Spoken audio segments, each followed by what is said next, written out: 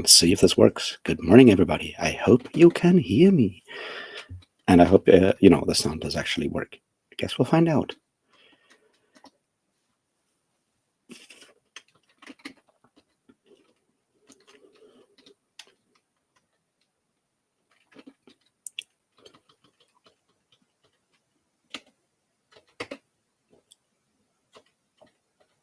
It does. So, yeah, welcome everybody to, the breakfast sprints on the 25th of February. How are you guys doing? I am shockingly awake. I already got up, took a shower and everything, because once the sprints is over, I will go back to the dentist to get my temporary replacement tooth, and I figured I'd better, be somewhat awake and fresh for that specific thing. So, I guess we're good. Also, I do, in fact, have a thing I need to do during the first sprints, which is fill out forms. I need to fill out forms for my unemployment money that I'm currently getting from the state, and yeah, that that runs out by the end of the month, which, as you may know, is Friday. So I'd better, hand in the follow-up form. I've done that before. It's not going to take too long, I think. So I figured I'll do that during the first sprint and possibly the second if I need more time. We will see. It just has to be done. Because otherwise, I'll have no money next month. And, it's not good. Good morning, Jane. How are you doing? And hello, Brett. No worries, dude. If you go to bed early on your break week and actually get some sleep, that's probably a good thing. So I hope it worked, and I hope you're feeling well now. How are you with Guards?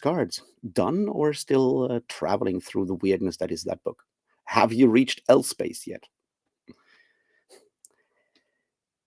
Hello, the Demi-Drac is here. I saw you joined the Discord as well yesterday.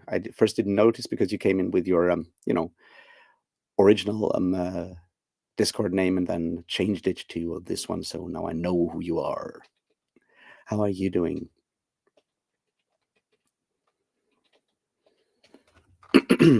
I did, in fact, finish my book Terrible Revolution, Latter-day Saints, and the American Apocalypse yesterday, and yeah, we're back in Mormon land, and it's well, I would say it's good to be back, but I don't know if that's true. Certainly, another interesting book that I can use for the thing that will hopefully actually start again after the dentist appointment today. Maybe not right after the dentist appointment today, but definitely in the next couple of days. I want to get back to that one.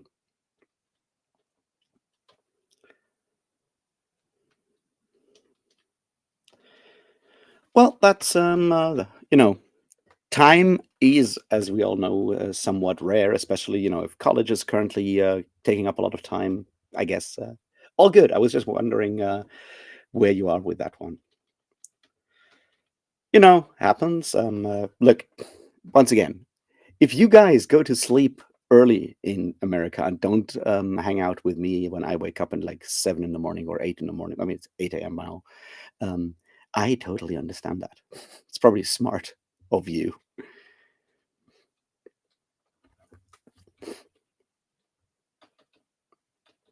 I don't know if there'll be like any drugs for this specific thing today. Like for the when they pulled the tooth, or just I mean, obviously just the root because the rest was already broken off.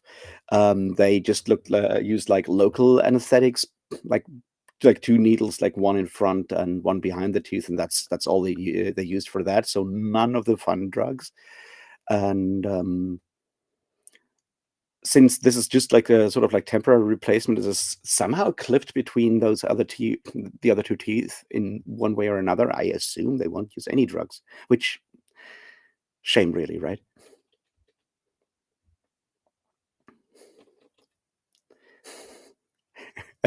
The bar fight is really, really good.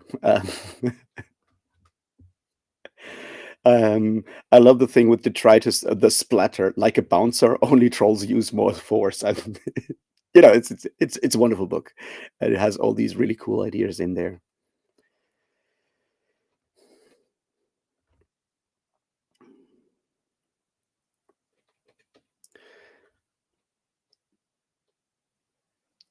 Well, good luck with that, Britain. I hope it goes well, and people and your friend is as cool in person as they are in on the internet, which is, I presume, where you met them, where you know them from so far.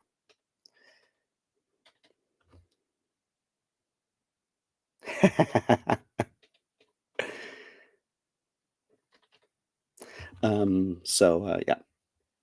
I assume no drugs. I guess it won't take too long either. But the thing with the Mormonism video is like, I think it maybe is good that I've taken this break. I mean, I started recording it in like, obviously the first time I started recording it has been like last summer, I guess, and then I started again in October, November, and I did record a bunch of it in December during like right up to the holidays, and I don't. And then I had to take the break now, and I think it's made the whole thing better because gave me time to read some additional stuff and then sort of add some nuances that I think may help the overall sort of video. Because sometimes stepping back and thinking about and reflecting on it is really helpful with those larger kind of things, right? And uh, I was a bit worried that like I would lose the enthusiasm, which is something that I often struggle with. It's partly probably an ADHD thing, but not just an ADHD thing. I don't want to blame everything on like ADHD, but it, I very much struggle with getting back into projects if I don't am super engaged with them. Right, I really struggle with focusing, but reading that book yesterday, the new one about apocalypticism and so forth, already got me back into that excitement. So I'm positive, and I'll try to maybe record one part every day for now. Would give me time to spread the whole thing out because I said I don't want the Mormonism video to be like a 4-hour video, but now I'm not so sure where we'll end up with this because it is so much.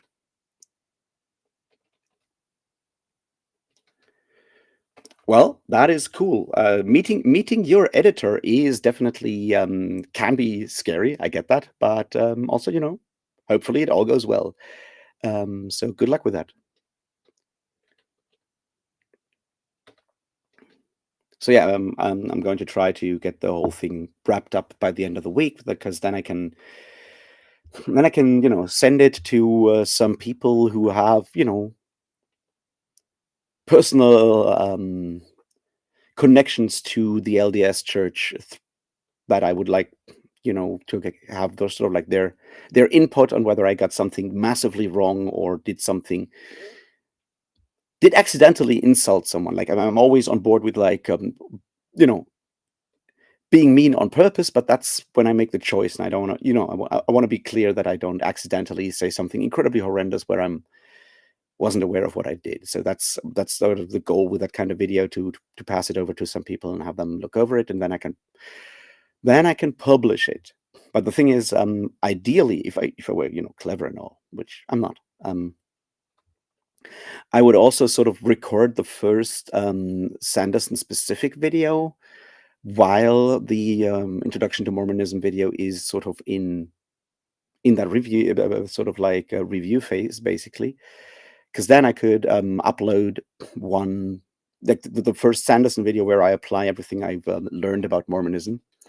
I could upload that relatively quickly after the other one is out, which would hopefully, explain why I took like 4 hours to make a video on Mormonism. If I could then go and talk about all the ways you can read that sort of like cultural Mormonism in particular, not necessarily, the specific tenets. That's not so much the case, but the cultural sort of like background is really important. We can see that happen in Elantris, and there are bits and pieces in Elantris where it's very, very clear. And So ideally, I'd have the first one of those up quickly after the Mormonism video is out, and not wait like another month or whatever, so people can see what I'm trying to do right after watching the Mormonism video. Go like, okay, so here's why he did all that dumb shit.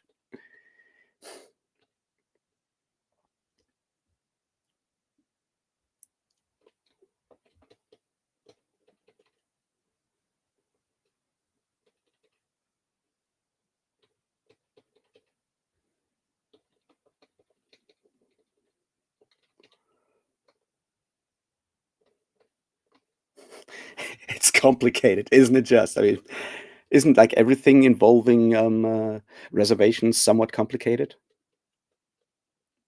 But yeah, if you want to explain that, Britton, I have no idea about it.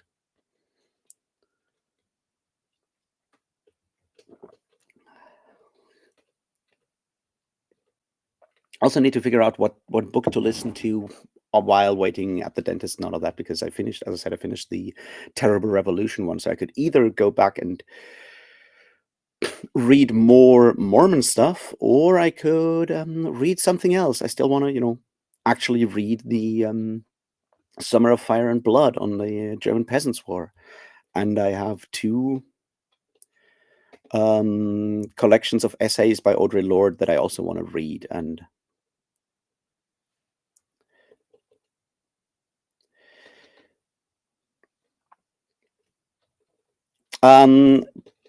I mean, other people have tried that one, Britain, and the problem is the jury is still very much out on that one. I think it's sort of like a yes to both, and that I think is, it's one of the fascinating things when you read like different biographies of Joseph Smith, because at some point they all sort of need to answer that question, at least if they are trying to be sort of like intellectually honest biographies, and not just a hagiography. And the one by Fawn and Brody, no Man Knows My History, which is a older one from like the 1940s, but was sort of like the first academic biography of Joseph Smith, and got her kicked out of the Mormon Church, which I guess is a sign of quality there. Which is interesting because she was Fawn and Brody. The M in Fawn and Brody stands for McKay, because she's the niece, or was the niece of David O. McKay, who became, well, first president and prophet, seer, and revelator of the church. So she's was very, very high up in the church hierarchy, and thus did have some access to like locked archives by, well, just going to the archivist and telling them that her uncle David needed something specific, and then just grabbing the papers to read them. So it's interesting. And what she does and what she settles on, I think that's a pretty good sort of one good read. And it doesn't necessarily hold up to modern standards of academic biography, because she does do a lot of like psychoanalyzing and so forth, where we just don't have the sources, and you can't necessarily build that on sources. But it's general way that like biographies were written in the 1940s and 50s, and sort of her position is more that Joseph Smith starts out as someone with a lot of like with a big imagination under economic pressures, and certainly the willingness to at least bend reality somewhat. Obviously you have the whole like treasure seeking stuff, and he comes up with that idea of the Book of Mormon, and maybe he starts writing the Book of Mormon in order to just make some money, and maybe help his family, because his family is clearly a very important thing for Joseph Smith. And also his family is very poor at the time, what with his brother having died, and that brother being sort of like the one big sort of like his oldest brother, the one main moneymaker for the family at the time, and all of that. So that he maybe concocts the idea of the Book of Mormon as this mysterious book that he translates in order to help his family. But once the whole thing starts, the whole sort of like hoax, if you want to call it that, gets out of hand, and over time he turns from someone who committed like a hoax into a true believer in what he has done there, because clearly there are instances in Joseph Smith's biography where he does things that you can where the best explanation you have is him actually believing what he does, that don't necessarily work as something a grifter or a fraudster or whatever you want to do call him would do. So people be weird, man. It's I guess what I'm settling on.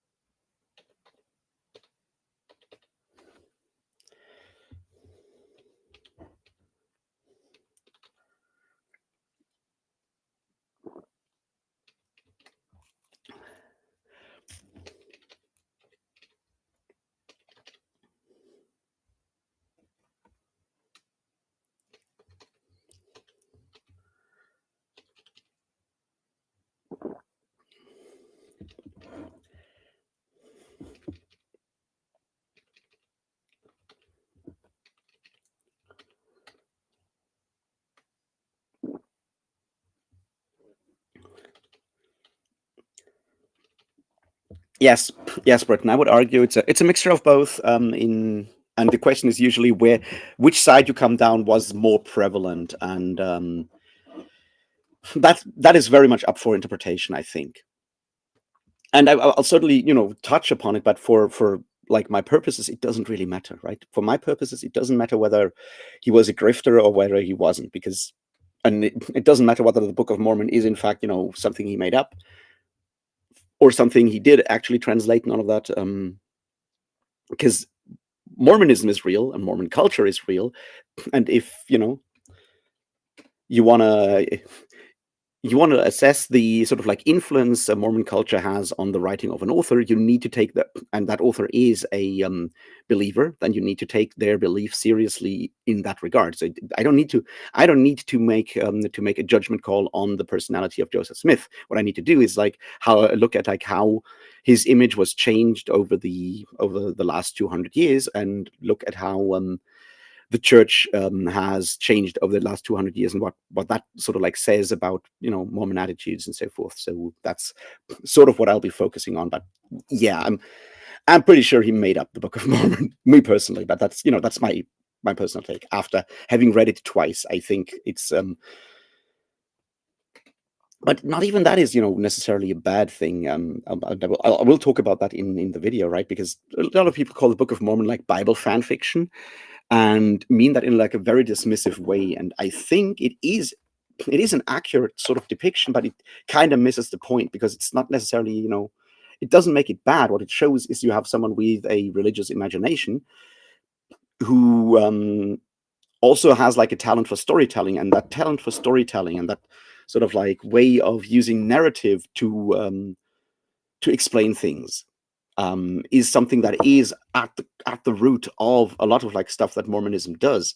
And you could argue that that's something that then maybe gets fostered in Mormon culture and Mormon upbringing, which might explain why you have such a large number of people from an LDS cultural background pick up storytelling and becoming authors later on. And then of course you have the structure of like the fantasy and sci-fi writing class that Sanderson is currently teaching, that builds like an entire network, and what with Mormons being very network and mutual aid focused in that regard, helping each other out, helping fellow saints out. You have a structure that allows people that are already sort of predisposed to storytelling in a grander sort of like a sense making, world making sense. Having also the sort of like support network that allows them to then get their books out there, and that might explain in one way why there is so much Mormon fiction out there. I think that's certainly one aspect that I want to look at. Is I mean that's kind of the point, right? Is like explain why are there so many Mormon fiction writers, and how does their Mormonism impact their fiction? And I think it's interesting to see that with Sanderson in a lot of ways. But speaking of all of that, let's actually do the first sprints, and I'll be back about 5-ish past the hour. We'll do the 45 minutes, and we'll see how things are going by then. What with the dentist appointment being slightly later, I don't have to catch the first bus, so I don't have to, rush through all of this here today. So let's try and be productive for a while, shall we?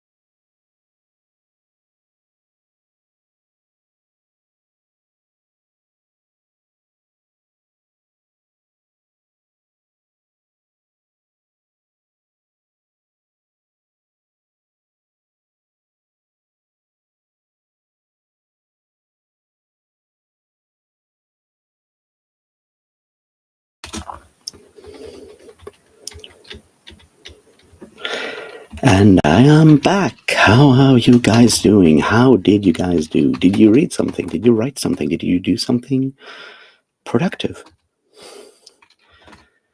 I sure hope so.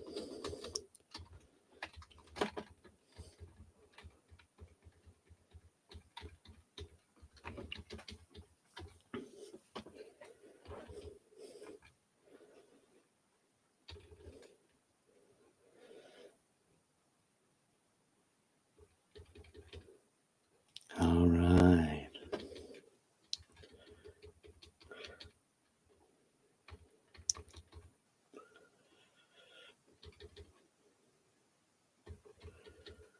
I guess y'all have had fun talking to each other while I was away, trying to catch up there.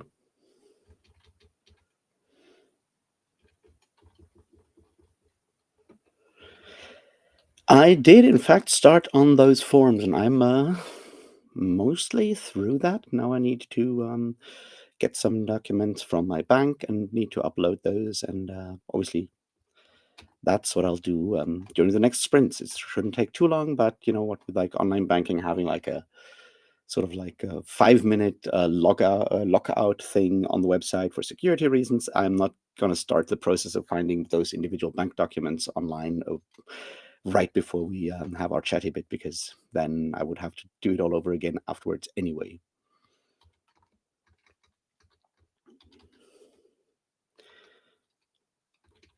Dark fantasy sounds good, Britain. I would be very interested in reading that once it's done.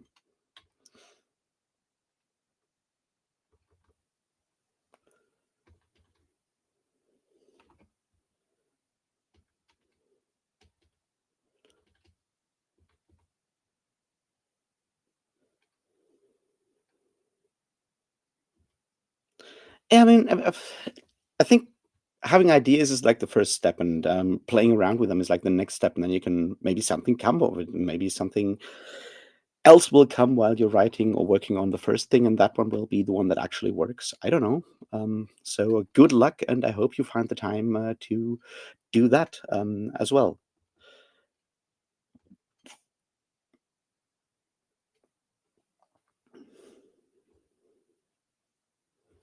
Yeah, that's a good advice there, Jin. I know that like some published fantasy authors are exactly doing exactly that.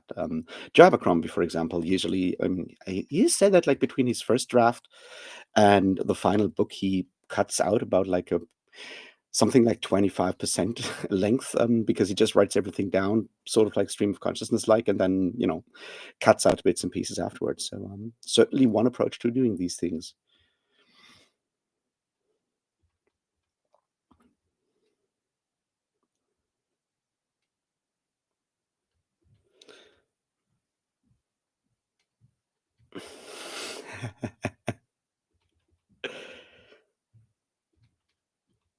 So yes, so I did the form stuff. It's boring, but it has to be done. It forced me to look at all my different places where I have money. It's so funny. It's like you have to put in like how much money is on your bank account. If you have like a PayPal account, you need to put in how much money you have there. And then they ask you how much cash you have on your person. I'm like, I guess €7. But I guess I have to put in those €7 in case they will cross the line, and that leads to them cutting some of the money they supposed to give me. So, that's that.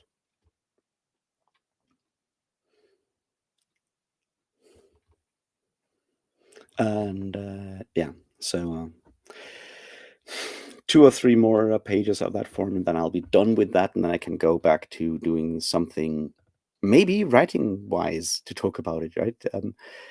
I still need to record the video for Bone Silence before I run off to the dentist. So ideally, what I'll do after I've finished the forms is, of course, go and look through the outline that I already made for the video. Don't get me wrong; I was planning to record it on Sunday, and then I just didn't, because the election happened, and some personal stuff happened that kind of kept me away from recording.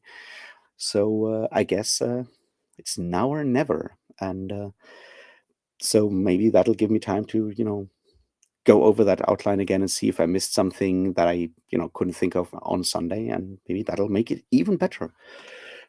At least it is not too. At least it's not raining, which makes it easier to film on the balcony, I guess. So yeah, yeah. I guess lending the the books to your brother, who then your brother lives in Britain, in the UK, right? So I think you just said that like years ago. So not years ago, like a couple of months ago. So I guess yeah, kind of hard to send them back. Probably cheaper to either borrow them from like a library or maybe get them somewhere in used bookstores. I guess. I mean, I know when my flatmate bought his copies, he bought them like on as used books on Amazon somewhere, and they were like I don't know $5 per soft cover, the paperback, whatever version he has. Obviously, they're in pretty fucked up, condition. But if you only want to read the book and not, want it to look good, I guess that's always a way to get those for fairly cheaply. At least the main 10, right?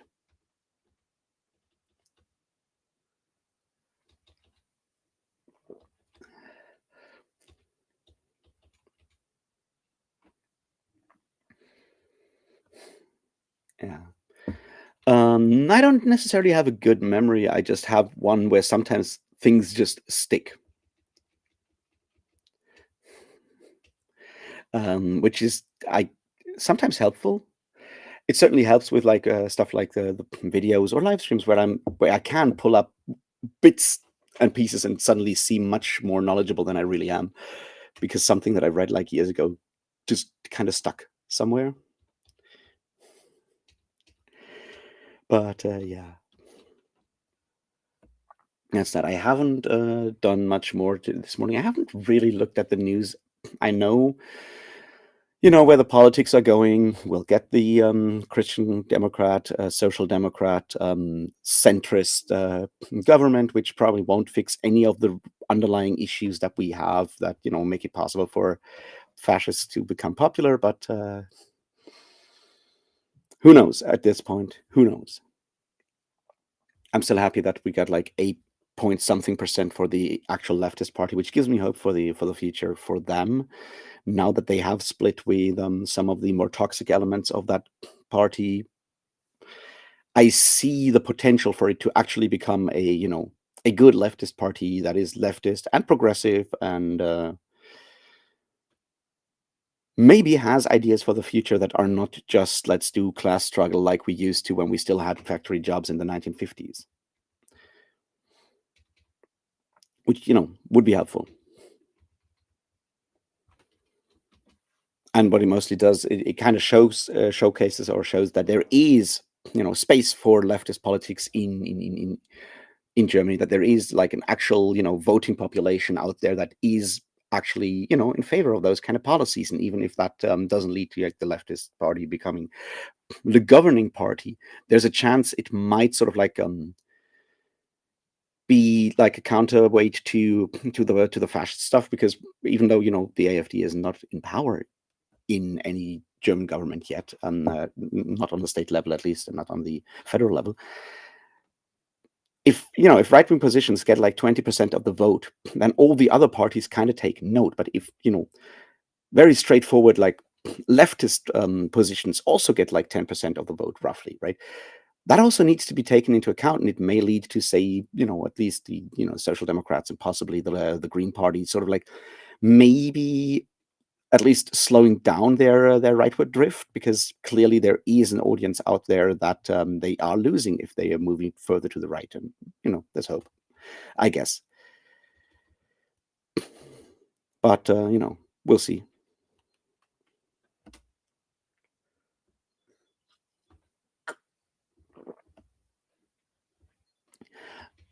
I don't know if that's the case. If being blind helps with memory, I think it might in some regards, but I think like what we usually do when we talk about these kind of faculties is like, yeah, memory is like, yeah, but memory is not just memory, right? There's stuff that you are good at remembering, and there's stuff that you're not good at remembering, and then there's stuff you're good at sort of like consciously remembering, and then there's stuff that you have like on your subconscious level, right?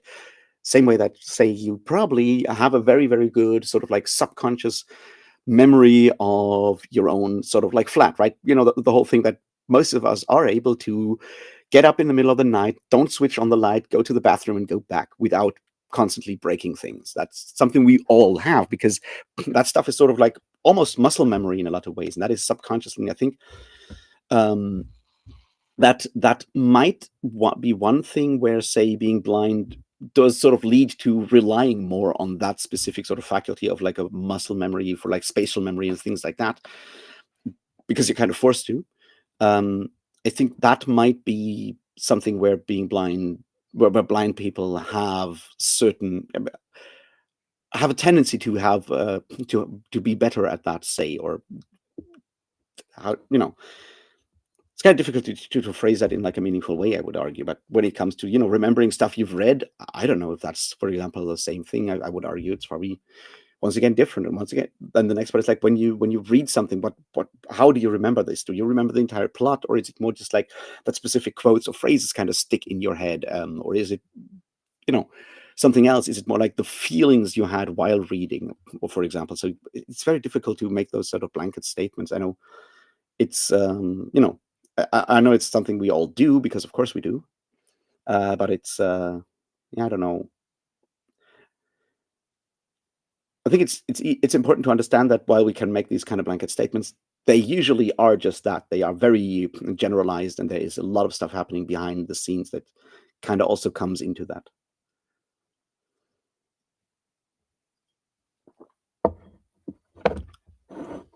I hope that makes sense. So yeah.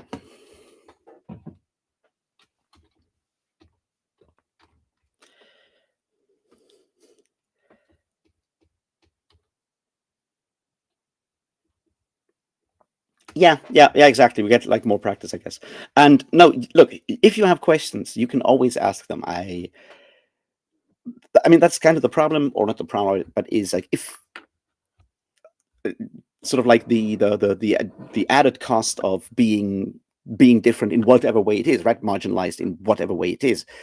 It kind of means that you have to sort of like, that you have to have some form of, not necessarily responsibility, but like, the only way people are going to find out about certain things that may help you in the future, or I mean, in this case, may help me in the future, or help other people, in blind people in the future, is by me explaining and me answering questions. And that can be, exhausting at times, but usually, like, ask me whatever you want to know, and if it's something I just can't answer right now because I'm too tired, too exhausted, too frustrated, whatever, then I'll let you know. Then I'll just like go like, well, look, ask me that again, like, I don't know, in 2 weeks when I'm better, or something like that, right? So don't hold back on questions. If you have any, I will try to answer them.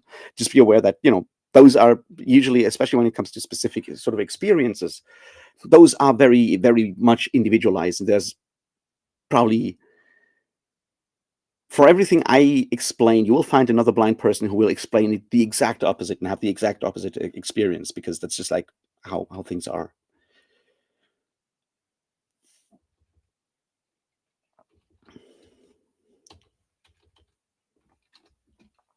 Well, that's I mean, see, and glasses are like one of those really interesting bits there, where you talk about. I think Philosophy Tube did talk about that, like back in the day in the transhumanism video, but where technically glasses are one way of sort of like they are a form of like body modification. And one of the things that you do, like when you do like philosophy of mind, and you have ideas like the extended mind theory and stuff like that, which is really interesting, is that using glasses, for example, is not like using a tool. They are sort of like part of your body at that point, because you don't necessarily think about wearing your glasses all the time, unless they are sort of like pinching somewhere, or anything of the sort. But like, usually you kind of forget that you're wearing glasses, and they become sort of part of your body, which explains how, say, you know our sense of self is not tied to one specific, not necessarily tied to just the sort of like organic bits and pieces that are all tied together in like one body. There are other things that can become sort of parts of our feeling of self, or body, in a lot of ways. And I just find that very interesting in how we deal with that.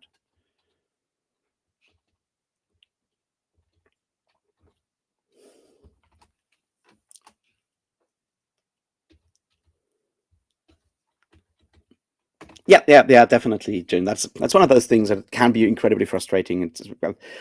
I've gotten used to it in some regard, but sometimes there are situations where I just get annoyed when I'm looking for something and my flatmate has used it for something else and it's not where it usually is, but because so much of sort of like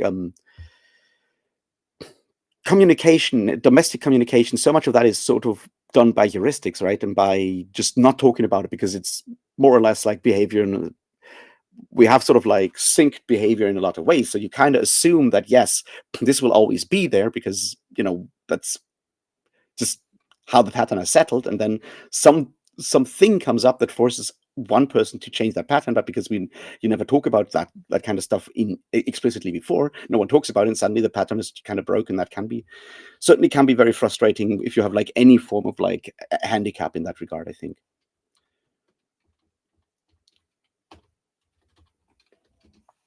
I hope that makes sense.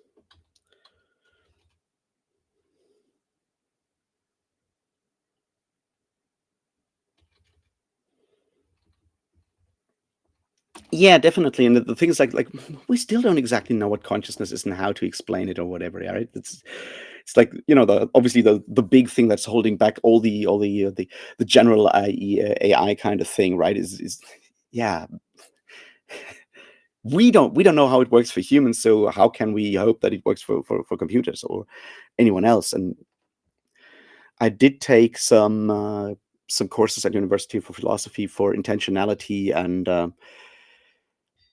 some really interesting shit going in where we reach those moments where like language kind of gives up and you need to explain something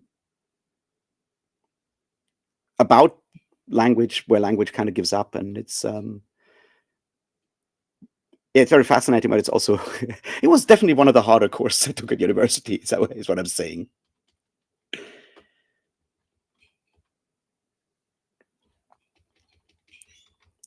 um I mean, losing vision it's a gradual process in with my specific condition. So, and it's still ongoing, right? I do still have like light and dark and some bright colors and stuff like that. Is still is still kind of coming through. So it's still an ongoing process. And the problem is with that it's because it is so gradual. It sometimes you have like sort of like boosts where it moves faster. Um, Obviously, because it's sort of like something that is tied to hormones in a lot of ways. Puberty is one of those moments where things speed up in that process. And for example, I did ride bicycles until I was 14-ish, 15, I think, roughly. That was already probably too dangerous at that point. I should have probably given up a bit earlier than that. But that's sort of like one of those break off points where I'm like, yeah, this is something I can't do anymore. I can no longer do. Same goes for like reading print. Like I could read newspapers until I was like 12 or 13, 14-ish. Yet again, sort of like at that time, I could still read newspapers. Like when I was 16, that was no longer possible. And when I was, 18, even like large print was basically reading large print was basically impossible. And so it's more something that is difficult to explain because you have this continuous degradation, but from like day to day, you don't notice it. But when you notice things is when something that you'd only do like once per year, whatever, and some that doesn't suddenly it doesn't work anymore.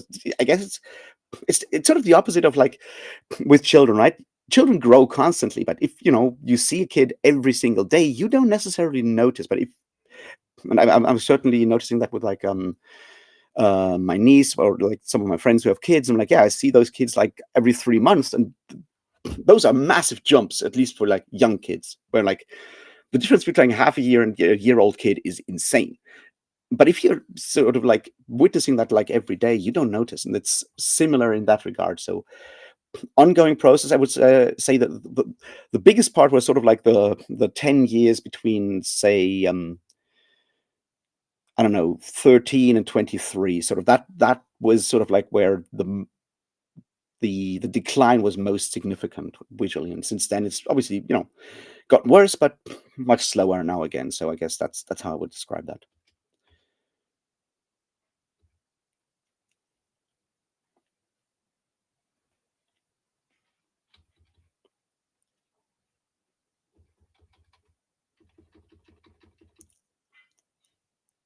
Yeah, yeah, there are experiments with that, with cameras and so forth. Um, and there's certainly work being done there. The problem with all of that is it kind of depends what you're getting for that, right? And the resolution of those kind of camera things or chips that you implant basically on the retina, they are not. I mean, they're getting better, is what I'm saying. But for me, for example, the question is always like, a, how do I get that funded? Because right now this is still like research stuff and not something any healthcare in the world would ever pay for. So it's very difficult to access that at the moment. To access that, and the second part is, of course, that if what I'm getting with that technology is only very, very marginally better than what I have right now, because the resolution of those things being so incredibly low, it's still basically, light and dark and maybe bright colors. Once they figured out how to do colors at the beginning, it was only black and white that you could get. Um, and movement and some slight movement, then that's maybe just not worth it for me. So it's one of those things where I'm like, yeah, tech is getting there, but it may still take, I don't know, another 10, 15 years for the tech to become so good and my eyesight to become so basically nothing ever at all that it is worthwhile doing that kind of, because it's eye surgery. It's pretty fucking gnarly in a lot of ways. So I don't know. We'll find out. But yeah, this stuff is certainly worked on.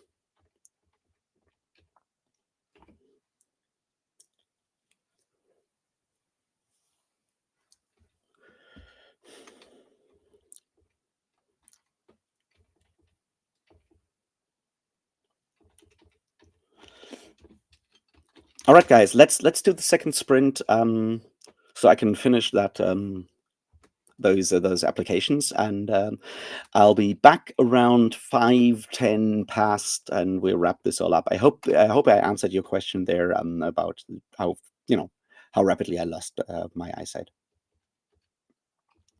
And good luck with the storm. I hope it's not too bad.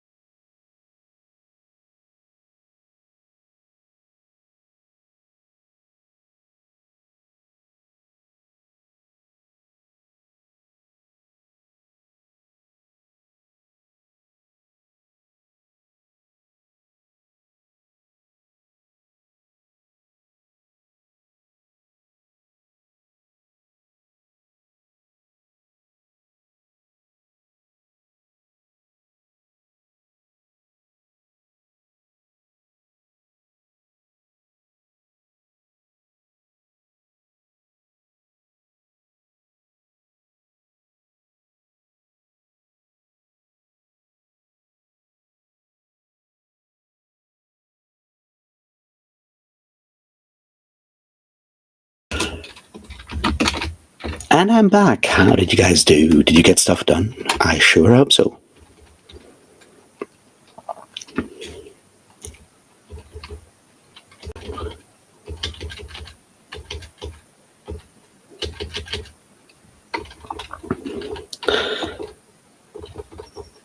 Hello, Chantel. How are you doing?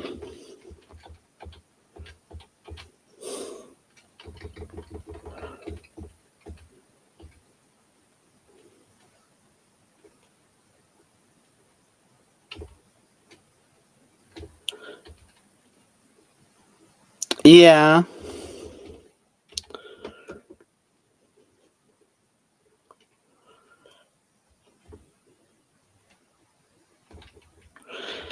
See, that's an interesting one with those bionic leg wraps, because that is very much something that comes up in Death of the Author. Not the biggest of surprises, I assume, but yeah, obviously a slightly different version of that. But it looks at the balance thing as well, and just like one of those side comments of that book that has so many other things going on at the same time. So yeah, interesting one for sure. I did finish the forums. I handed in those forums and did go through the notes for the Death of the Author, for the Bone Silence video.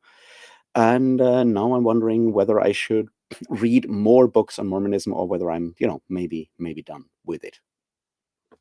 Although maybe there's one that sounds like I might, benefit from reading it, and that is A Peculiar People, which is a history of anti-Mormon sentiment in the 19th century, which I think might be important in that it does sort of like the persecution complex is still very strong with a lot of like Mormon narratives, I think. So having a sort of like slightly more academic source for that might be worthwhile.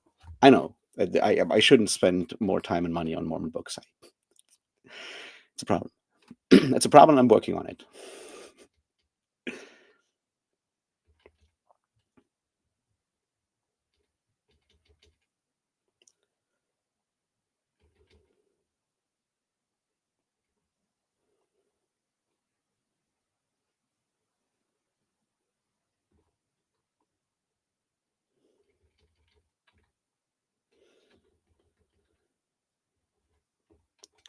Good for you. I hope you find something tech job wise in France. That would be, I mean, obviously that's the easiest way for you, right? Since you already have citizenship, you can just like move there, and that would be helpful, I guess.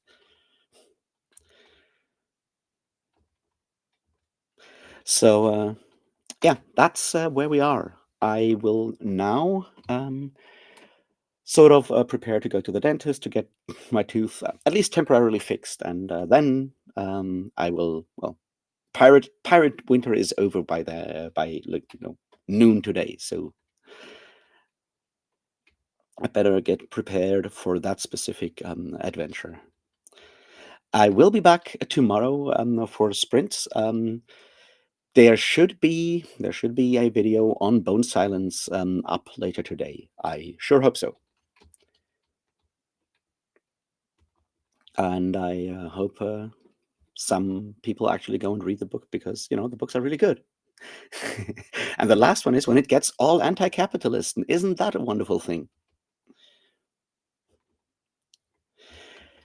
So yeah, thanks for hanging out. I always appreciate that, and yeah, I'll see you tomorrow, and hope you have like a good night in case you are, going to sleep, and I hope you have a good day if this is the start of your day, and yeah, we'll talk later, I guess.